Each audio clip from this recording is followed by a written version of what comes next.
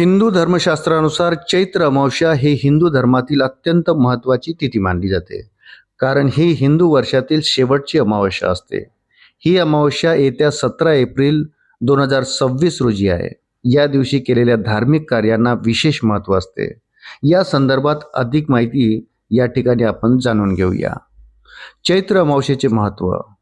अमावस्या ही तिथी पितरांना समर्पित असते. चैत्र अमावस्येला पितरांच्या नावाने तर्पण, श्राद्ध किंवा दानधर्म केल्याने त्यांना गती मिळते आणि त्यांचे आशीर्वाद लाभतात अशी श्रद्धा आहे. यामुळे घरातील पितृदोष दूर होण्यास मदत होते. या दिवशी गंगा, गोदावरी किंवा इतर पवित्र नद्यांमध्ये स्नान करण्याला मोठे महत्त्व आहे.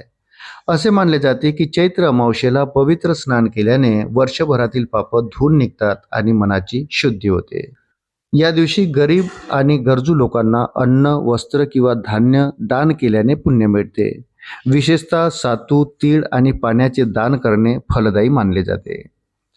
ज्यांच्या कुंडलीत कालसर्प दोष, ग्रहण दोष, पितृदोष किंवा अन्य दोष असतो त्यांच्यासाठी चैत्र अमावस्येचा दिवस पूजेसाठी अत्यंत शुभ मानला जातो.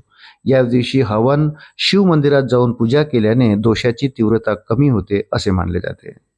अमावस्येची रात्र ही तंत्र, मंत्र आणि विशेष साधनेसाठी महत्त्वाची मानली जाते.